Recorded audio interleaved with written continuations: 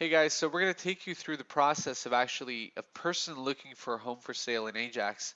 As an example here, I'll just go in and search for homes for sale in Ajax. And the moment I do that, we get the results of what really Google gives us. Now, these top spots here, these are called ads. They're pay-per-click ads, so we basically get to bid on placing our advertisement here with Google. So these spots here and the spots on the right-hand side are all pay-per-click ads. Once they click on one of our websites, we take them and land them on websites such as this one.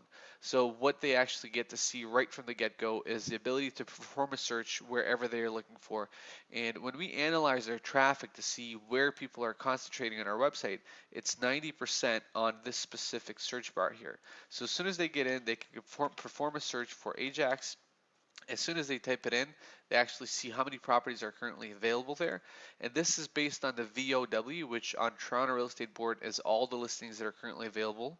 Then they have the ability to drill down based on price range. So I'll say 300 to 400,000 detached home.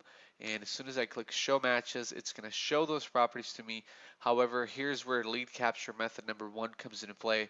We're going to show them 21 properties. However, we're going to hide 17. And in order for me to see these 17, I actually have to register through the website. The second lead capture option on our websites is once they actually get to view these properties. So if I go into the property, I cannot actually see the full image of the property. I have to go through looking at these small ones. And in order for me to really see this big property, I have to go through this form and give up my information in order to see that. So when I enter an email address, it requires that I enter a first name, last name, and a phone number in order to see all these properties.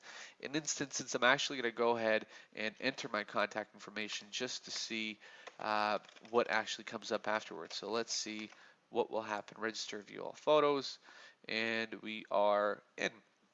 Now they actually get to see the property here, along with I get to be able to utilize the favorites functionality where I can add a listing to a favorite and it'll automatically put that listing for me into my favorites so I can review it at a later time, as well as I can actually see all the properties that are currently available on the website. But before I get to do that, it's going to make me validate my email address. They're not going to let me see the properties until I actually validate my email address. So just in case I've entered the wrong one, I can save and resend this email address so that I can get a proper validation. This is required by the Toronto Real Estate Board, but it's also a great way to validate the email address that are coming through to ensure that people are really not entering fake email addresses. So this is how we do lead capture on our websites. It's one of the ways that we do lead capture on websites. Next, after this, we're going to show you how we nurture your lead for you and how we ensure that the lead that you get actually sort of comes into a sale later on. Thank you very much, and I hope you find this useful.